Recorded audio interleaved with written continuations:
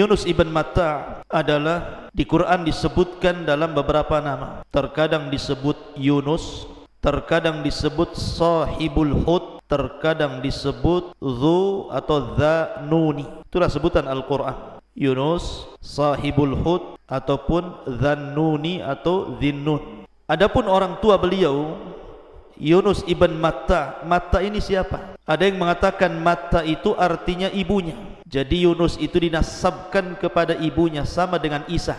Dinasabkan kepada ibunya Isa ibnu Maryam. Maka Yunus pun sama. Matta itu artinya ibunya. Yunus ibn Matta.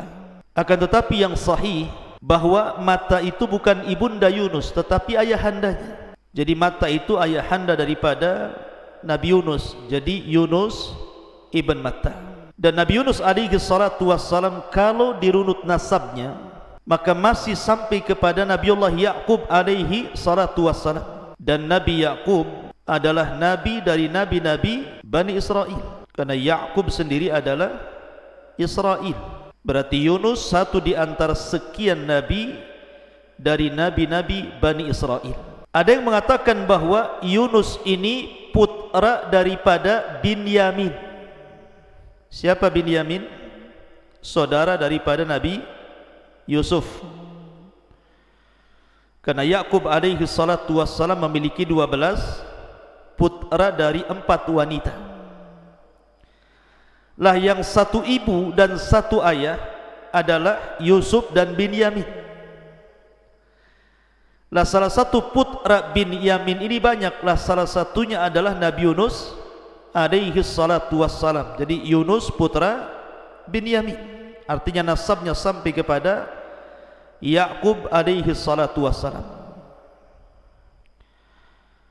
Dan Al-Quran menyebutnya di 4 tempat. Dan Nabi Yunus alaihi salatu wassalam diutus ke sebuah desa yang disebut dengan Nainawa.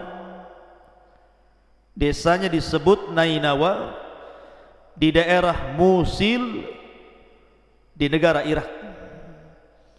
Jadi Yunus diutus ke Irak di sebuah daerah namanya Musil. Tempat diutusnya disebut Nainawa.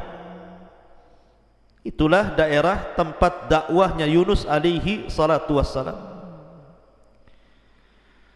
Dan Nabi Yunus alaihi salatu wassalam diutus kepada umat yang cukup banyak.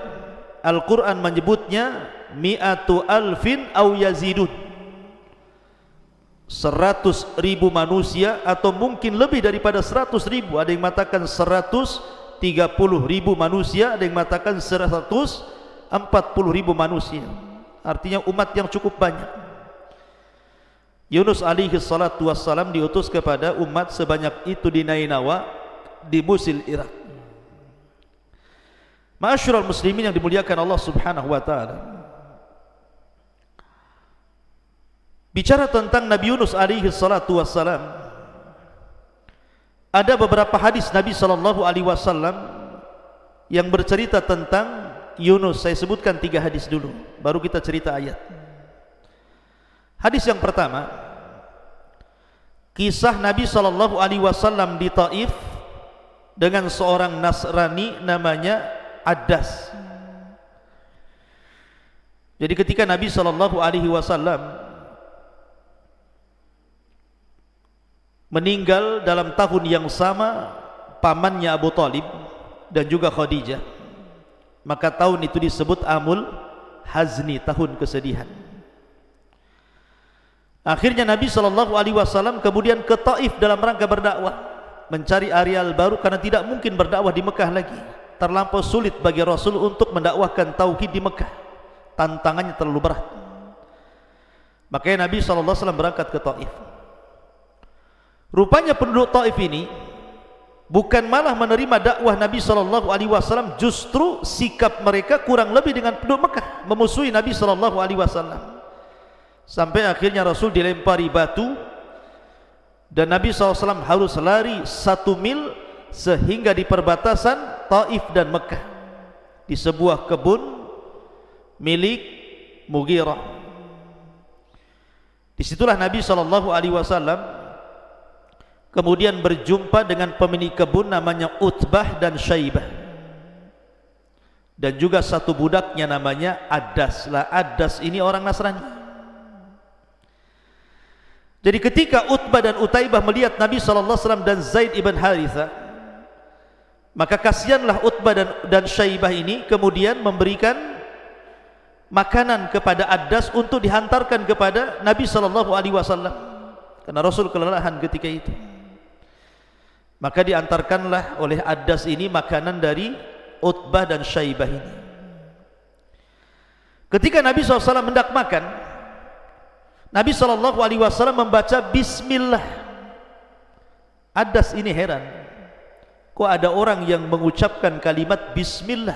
Karena Adas ini bukan orang musyrik, dia Nasrani masalahnya, dan Nasrani ahli kitab. Sehingga kemudian Adas penasaran, bagaimana mungkin kau mengucapkan kalimat itu sementara kalimat itu tidak pernah diucapkan oleh penduduk Mekah? Maka Nabi SAW kemudian mengatakan, ya, siapa namamu? Kata Adas, saya Adas. Dari mana asalmu? Kata Adas, saya berasal dari Nainawa. Nah, disinilah kemudian muncul nama desanya Nabi Yunus, Nainawa. Maka Nabi SAW mengatakan, apakah yang dimaksud Nainawa itu desa dari seorang yang saleh namanya Yunus ibn Matta? Kata Adas, bagaimana kau tahu tentang kisah Yunus ibn Matta, wahai fulan? Maka Nabi SAW mengatakan, ya Adas, Yunus ibn Matta itu saudaraku. Dia seorang nabi, aku pun seorang nabi. Kemudian diceritakanlah tentang kisah Yunus ibn Matta kepada Adas ini. Lah pemilik kebun ini, Utbah dan Syaibah ini takut kalau seandainya budaknya terpengaruh dengan Nabi SAW. Dipanggillah Adas itu kemari. Kemudian ditanya, kau ngomong apa sama orang itu, maksudnya sama Nabi SAW? Kata Adas, demi Allah, aku berbincang-bincang dengan orang itu, dan tidaklah seseorang mengucapkan seperti itu kecuali seorang Nabi. Dari sini ada kalimat Nainawa, kemudian kisah Nabi Yunus yang diceritakan kepada siapa? Kepada Adas, seorang Nasrani. Belakangan Rasul menawarkan Islam, kemudian Adas pun masuk Islam. Ini hadis yang pertama. Hadis yang kedua, kisah tentang perselisihan Utsman ibn Affan radhiyallahu an dan Sa'ad ibn Abi Waqqas. Jadi suatu ketika Utsman itu sedang duduk di masjid. Utsman itu sedang duduk di masjid. Sa'ad bin Abi Waqqas datang dari pintu. Assalamualaikum, kata Sa'ad bin Abi Waqqas. Tapi Utsman tidak menjawab. Assalamualaikum. Utsman tidak menjawab sampai 3 kali. Marah Sa'ad bin Abi Waqqas ini.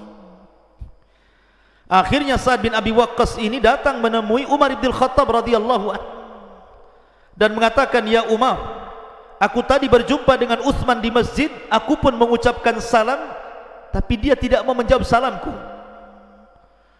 Maka Umar radhiyallahu anhu kemudian memanggil siapa? Memanggil Utsman. Datangkan Utsman kepadaku.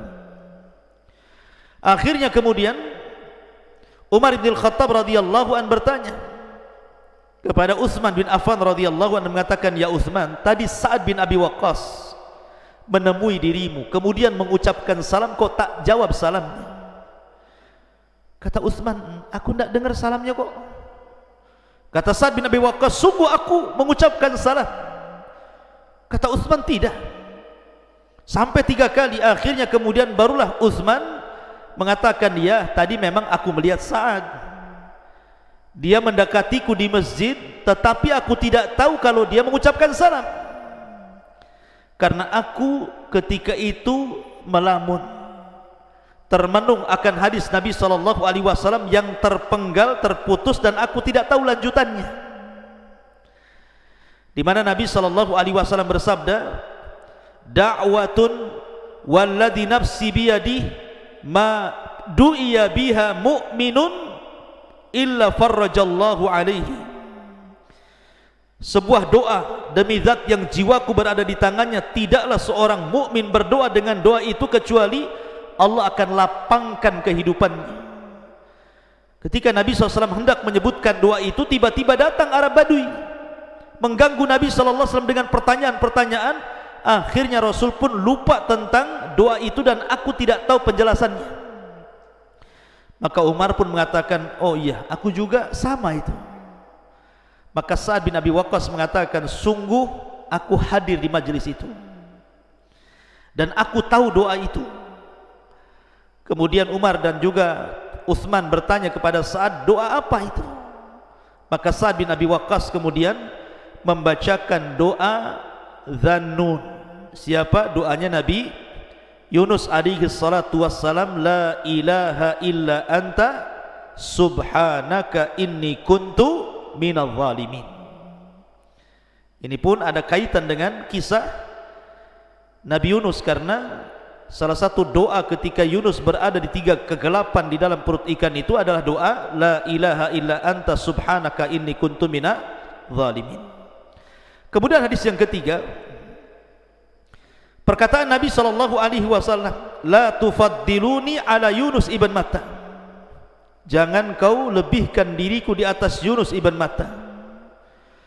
Para ulama mengatakan hadis ini gharib, tetapi yang sahih adalah la yaqulanna ahadukum inni khairun min Yunus ibn Matta. Janganlah salah seorang di antara kalian mengatakan, sesungguhnya aku lebih baik daripada Yunus ibn Matta. Kata-kata ini ikhwan bukan berarti kemudian Yunus lebih baik dibandingkan Rasul, tidak. Ada yang mengatakan bahwa Rasul mengatakan seperti ini karena Rasul belum tahu bahwa dia adalah afdalul anbiya, Nabi yang paling afdal, sehingga Rasul mengatakan seperti ini. Ataupun para ulama mengatakan perkataan seperti ini menunjukkan tawaduknya Nabi sallallahu alaihi wasallam. Ini di antara 3 hadis yang ada hubung kait dengan cerita Nabi Yunus. Baik, kita akan masuk ke cerita inti. Tolong jangan ributnya, jangan ngobrol. Kalau ngobrol tidur saja. Pertama kita akan bahas surah Yunus ayat 98. Allah Subhanahu wa taala berfirman, "Falaula kanat qaryatun amanat fanafa'aha imanuha illa qauma Yunus lamma amanu kashafna anhum adzabal khizi fil hayatid dunya wa matta'nahum ilahin."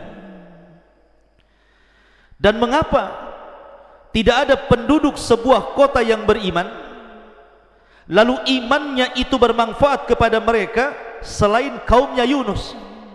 Tatkala mereka kaum Yunus itu beriman, kami hilangkan dari mereka azab yang menghinakan dalam kehidupan dunia, dan kami beri kesenangan kepada mereka sampai kepada waktu yang ditentukan.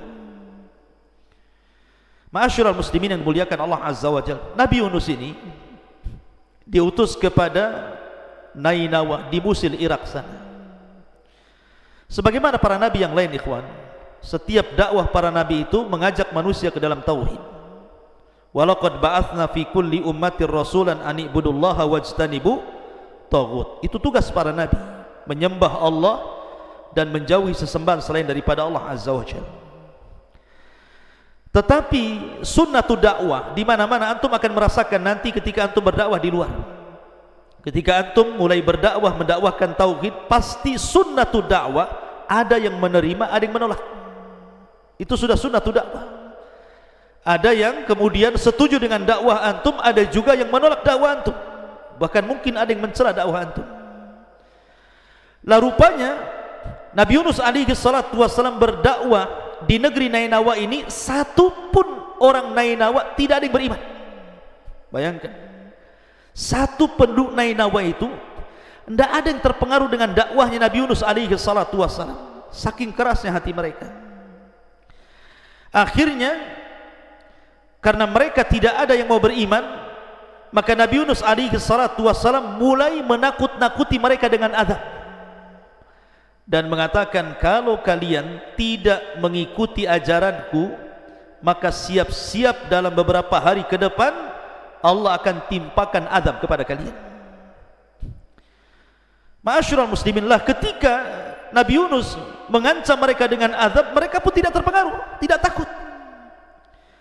Akhirnya kemudian hari pertama tidak turun azab, hari kedua tidak turun azab, hari ketiga juga tidak, maka Yunus akhirnya keluar dari Nainawa, meninggalkan Nainawa padahal belum diizinkan Allah Subhanahu wa taala.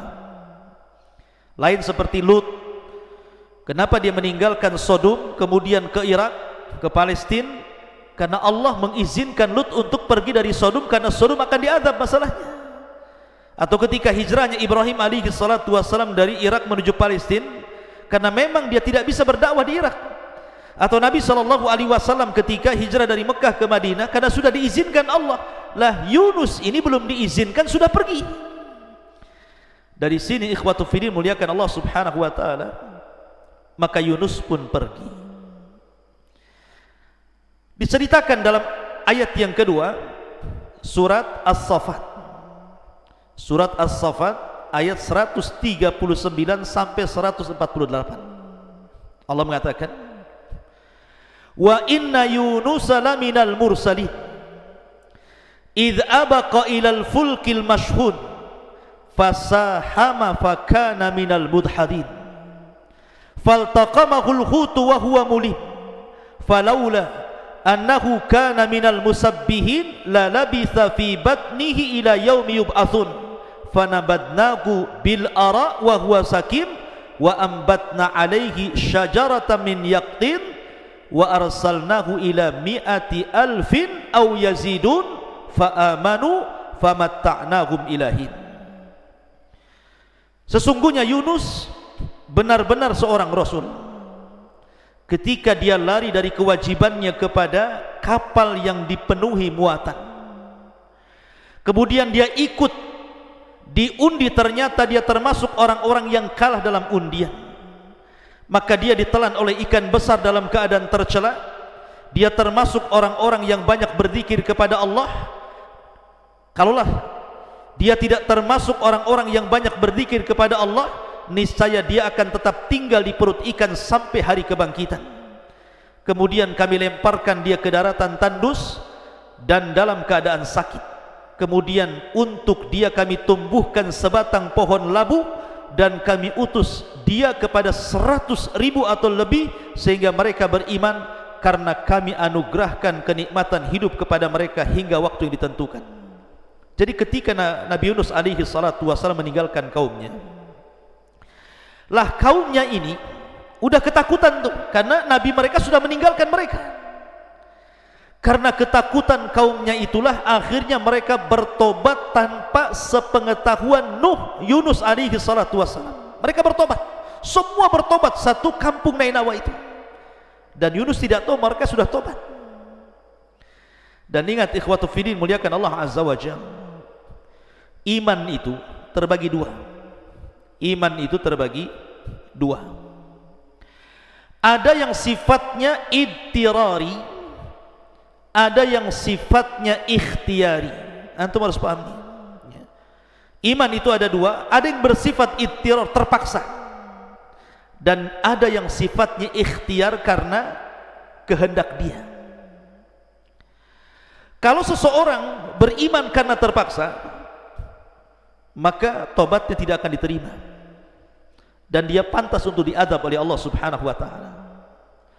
Makanya Allah Subhanahu wa taala berfirman, falamma ra'au ba'sana qalu amanna billah wahdahu wa kafarna bima kunna bihi musyrikin falam yaku yanfa'uhum imanuhum lamma ra'au ba'sana sunnatallahi allati qad khalat min ibadihi khasira hunalikal kafirun. Maka tatkala mereka melihat ada adab Allah Subhanahu wa taala hendak menimpa mereka, mereka mengatakan apa? Kami beriman kepada Allah saja dan kami kufur terhadap apa yang kami sekutukan. Tapi lihat jawaban Allah, falam yaku yanfa'uhum imanuhum. Iman mereka enggak guna, enggak manfaat. Kenapa? Karena tobatnya terpaksa. Tobatnya terpaksa masalahnya. Jadi azab sudah ada di kepala mereka, baru mereka mengatakan saya beriman. Nggak guna imannya, tetap saja Allah kirimkan azab kepada mereka. Itu namanya iman idtirar. Kemudian yang kedua ada iman ikhtiari seperti kaumnya Yunus. Ini namanya iman ikhtiari. Ketika Nabi Yunus meninggalkan mereka, maka kemudian mereka pun menyesal. Kenapa mereka tidak beriman saat Yunus masih ada? Ketika Yunus mengancam mereka dengan azab Allah Subhanahu wa taala, maka betul-betul mereka menyesal. Akhirnya kemudian dengan kehendak mereka, mereka ingin tobat kepada Allah Azza wa Jalla. Bentuk bahwa iman mereka ikhtiar, karena ketika mereka tobat, jadi ketika azab itu sudah berada di kepala mereka, maka kaumnya Yunus ini memisahkan binatang. Jadi yang ibunya di sana, anaknya di sini. Jadi ibu unta di sana, anak untanya di sini. Ibu kambing di sana, anak kambingnya di sini. Sapi bapaknya di sana, anak sapinya di sini. Dipisahkan, berhadap-hadapan di pagar. Ya. Kemudian semua orang menangis, laki-laki, perempuan, anak kecil, orang dewasa, wanita, orang tua, semua menangis. Kemudian anak binatang ini kadang dijauhkan dari induknya, berteriak-teriak sehingga ramai gitu kan. Akhirnya ketika kemudian tangisan di mana-mana dari anak kecil, orang remaja, dewasa, orang tua, laki-laki, perempuan, binatang pun sampai berteriak-teriak, akhirnya azab itu dihilangkan. Kenapa? Karena iman mereka ikhtiar, karena kehendak mereka. Bentuk bahwa ini ikhtiar, mereka memisahkan anak-anak binatang itu. Maka iman mereka diterima dan tidak jadi turun azab. Lah, Nabi Yunus tidak tahu. Nabi Yunus sudah berada di atas perahu. Lah, di atas perahu itu sudah banyak penumpang, dan sebagian mereka mengenali Yunus alaihi salatu wasallam orang mulia. Maka mereka senang bahwa Yunus berada di kapalnya. Berangkatlah kapal ini, ikhwan. Tiba-tiba di tengah lautan datang ombak yang sangat besar, mengombang-ngambing kapal, dan tiba-tiba kapal itu berhenti tanpa sebab. Coba antum merasakan, kalau antum naik kapal ke pulau, tiba-tiba berhenti mendarat di tengah lautan, kira-kira perasaan antum seperti apa? Pasti dug gitu ya. Pasti kita ini debar-debar nih, jangan-jangan gitu ya. Lah, penumpang ini semua khawatir, karena ketika itu hanya ada dua kemungkinan. Kemungkinan pertama, kapal itu tenggelam sehingga semua penumpangnya mati. Kemungkinan kedua, harus dikurangi beban kapalnya dengan cara apa? Dengan cara melempar semua barang-barang yang ada di kapal itu. Maka semua barang-barang dilemparnya ke lautan, tapi masih jomplang juga kapal itu. Rupanya harus ada orang-orang yang dibuang dari kapal itu. Akhirnya kemudian sebagian mereka saling runding, bagaimana ini? Setelah sepakat semuanya, akhirnya dibuatlah qur'ah. Qur'ah itu semacam undian. Siapa yang terkena koclok, berarti dia harus melemparkan dirinya ke lautan. Akhirnya satu persatu, siapa ini? Ridho, nyemplung. Keluar lagi, Nopal, nyemplung gitu ya. Pokoknya satu persatu yang kena undian itu harus keluar dari kapal itu. Dan yang terakhir rupanya Nabiullah Yunus alaihi salatu wassalam ada dalam undian itu. Ketika Nabi Yunus alaihi salatu wassalam keluar namanya, orang sudah tahu kan Yunus ini orang saleh, seorang nabi, mereka paham. Maka mereka mengatakan, oh jangan, kalau ini orang saleh, kalau bisa koclok lagi lah, kan begitu. Akhirnya kemudian diundi lagi, Yunus lagi, Yunus lagi. Maka Yunus sudah perasan bahwa ini kesalahan dirinya, bukan karena ilatnya, bukan karena lautan, bukan karena angin, tetapi karena dia yang salah meninggalkan kaum karena izin Allah Subhanahu wa taala. Akhirnya Yunus pun kemudian melemparkan diri ke lautan. Lah kemudian surat yang ketiga, Allah Subhanahu wa taala berfirman dalam surah Al-Anbiya, lanjutan kisahnya dari 87 sampai 88. Perhatikan. Wa dhannuni idh dhahaba mughadiban fa dhanna an lan naqdira alayhi fanada fi dhulumati an la ilaha illa anta subhanaka inni kuntu minadh dhalimin fastajabna lahu wa najaynahu minal ghammi wa kadzalika nunjil mu'minin.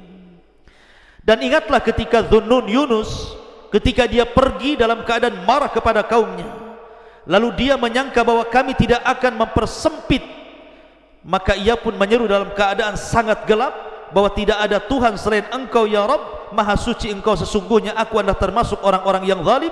Maka kami telah memperkenankan doanya dan menyelamatkannya dari kedukaan, dan demikianlah kami selamatkan orang-orang yang beriman. Jadi ketika Yunus alaihi salatu wassalam terkena undian itu, maka Yunus pun akhirnya menerjunkan diri dari perahu itu.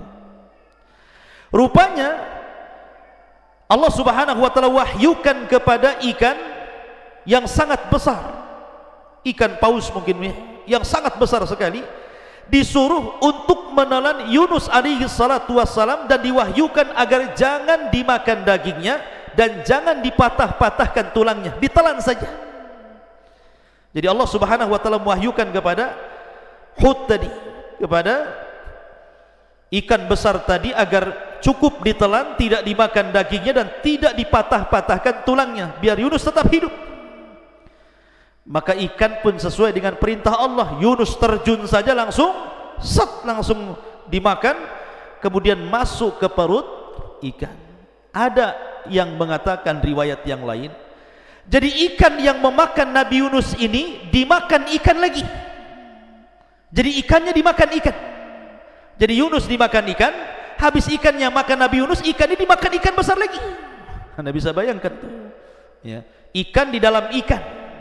Lah Nabi Yunus dalam ikan itu. Makanya kemudian Allah subhanahu wa ta'ala menyebutnya zulumat, fanada fi zulumat. Maka Yunus pun berdoa dalam kegelapan, karena memang ketika itu Yunus mendapatkan 3 kegelapan: kegelapan di perut ikan, kegelapan di dasar lautan, dan kegelapan di tengah malam. Secara logika Yunus pasti mati di situ. Berapa hari Yunus di perut ikan? Ada yang mengatakan bahwa Yunus itu sebenarnya sebentar saja. Jadi di waktu duha dia dimakan ikan, sorenya kemudian dimuntahkan ikan. Itu satu pendapat. Ada yang mengatakan Yunus itu 3 hari di perut ikan baru dimuntahkan ikan. Dan ada yang mengatakan 40 hari di perut ikan kemudian dimuntahkan. Jangan lagi cerita 40 hari, 3 hari. 1 jam saja di perut ikan bisa mati orang itu. Kalau bukan karena Allah subhanahu wa ta'ala, tentu Yunus akan meninggal dunia. Lah ketika ikan ini masuk ke dasar lautan, Yunus ini sedang antara sadar dan tidak. Rupanya Allah hendak memuliakan Yunus. Maka ikan itu kan berputar-putar tuh di dasar lautan itu, sehingga kemudian berbagai macam makhluk yang ada di lautan itu dilewati oleh ikan yang ada Yunus dalam perutnya itu. Maka Nabi Yunus alaihi salatu wassalam dari kejauhan mendengar ada suara tasbih dari makhluk-makhluk Allah yang di dasar lautan itu. Dari sayup-sayup kejauhan ada terdengar suara tasbih. Mungkin batu bertasbih, mungkin hewan-hewan bertasbih, wallahu alam, karena Allah mengatakan wa im min kulli syai'in illa yusabbihuna bihamdi walakin la yafqahuna tasbihahum. Karena segala sesuatu itu kan bertasbih dan kita tidak tahu bagaimana tasbihnya. Tapi Yunus diperdengarkan di dalam dasar lautan itu ada yang bertasbih, sehingga Yunus sadar, oh dia masih hidup. Ya, ketika mendengar suara tasbih sayup-sayup, baru dia sadar, alhamdulillah saya masih hidup. Lah ketika itu dalam riwayat Yunus pun kemudian berusaha untuk duduk kemudian sujud dan mengatakan, demi Allah, tidaklah ada orang yang sujud di dasar lautan kecuali diriku. Maka dia berusaha untuk sujud. Dari situlah kemudian dia pun berdoa kepada Allah subhanahu wa ta'ala, la ilaha illa anta subhanaka inni kuntu minadh dhalimin. Ketika doa ini dibacakan Yunus, doa ini melesat sampai ke langit. Maka malaikat yang ada di langit itu, mereka mendengar doanya Nabi Yunus alaihi salatu wassalam dari kejauhan dan mengatakan, ini suara siapa? Suara ini sangat ma'ruf. Ini suara siapa ya Allah? Maka Allah subhanahu wa ta'ala mengatakan, itu doanya Yunus ibn Matta. Maka para malaikat di langit meminta syafaat kepada Allah agar Allah menyelamatkan Yunus alaihi salatu wassalam. Maka Allah pun kabulkan permintaan malaikat maka Allah naikkan ikan itu ke atas, kemudian dimuntahkan. Anda bisa bayangkan Yunus berhari-hari di perut ikan, kemudian dimuntahkan di daratan gitu kan. Seperti apa gitu kan. Yunus pun lemas. Gak percaya, coba antum cari ikan paus, makan saya. Jadi akhirnya dilepehkan begitu ya. Kemudian Yunus sudah lemas, gak makan di perut ikan, puasa. Kalau memang pendapat 3 hari berarti 3 hari dia puasa. Yang berpendapat 40 hari berarti 40 hari dia tak makan. Jangankan 3 hari, antum 1 hari tak makan saja, pegang perut ya, langsung cari bakso. Jadi Yunus alaihi salatu wassalam sudah tidak bisa lagi, nggak sanggup, berdiri aja nggak sanggup. Karena nggak sanggup itulah akhirnya Allah subhanahu wa ta'ala kemudian tumbuhkan wa ambatna alaihi syajaratan min yaqtin. Tiba-tiba di sekitar tubuhnya, tanah-tanah di sekitar tubuhnya, Allah hidupkan pohon labu. Hidup tuh pohon labu tuh ya. Kemudian merindangi tubuhnya, kemudian tiba-tiba keluar buahnya. Dalam sekejap saja Yunus alaihi salatu wassalam kemudian memakan buah labu itu sampai kenyang, sehingga akhirnya dia punya tenaga lagi. Dan itu mukjizat, ikhwan, mukjizat. Tiba-tiba tanpa ditanam, tahu-tahu pohon labunya tumbuh sendiri, sebentar sudah berbuah gitu kan. Ini kan pohon ajaib, ikhwan. Antum kalau punya biji mangga sekali tanam besok sudah metik gitu kan, nggak ada kalau kecuali mukjizat. Maka Yunus pun setelah makan labu kenyang-kenyang, akhirnya dia punya tenaga, mulailah dia kembali berdakwah ke Nainawa. Rupanya semua penduduk Nainawa sudah beriman kepada Allah subhanahu wa ta'ala. Makanya Allah mengatakan wa arsalnahu ila mi'ati alfin aw yazidun. Kemudian Yunus alaihi salatu wassalam diutus kepada 100.000 orang ataupun lebih, semua beriman kepada Yunus alaihi salatu wassalam. Semua beriman.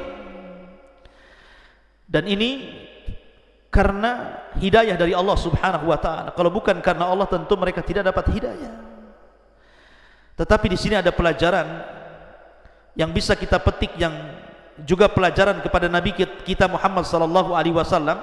Di dalam Al-Quran surah Al-Qalam Allah mengatakan fasbir li hukmi rabbika wa la takun kasahibil huti idnada wa huwa maqdum laula an tadarakahu ni'matu min rabbih la nubidha bil ara'i wa huwa madmum fajtabahu rabbuhu faj'alahu minas salihin.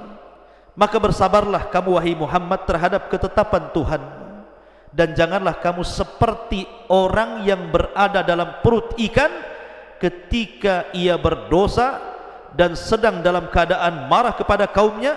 Kalau sekiranya ia tidak segera mendapatkan nikmat dari Tuhannya, benar-benar dia dicampakkan ke tanah tandus dalam keadaan tercela. Artinya bahwa Nabi SAW disuruh untuk sabar. Jangan seperti Yunus, belum disuruh pergi dari kaumnya malah pergi.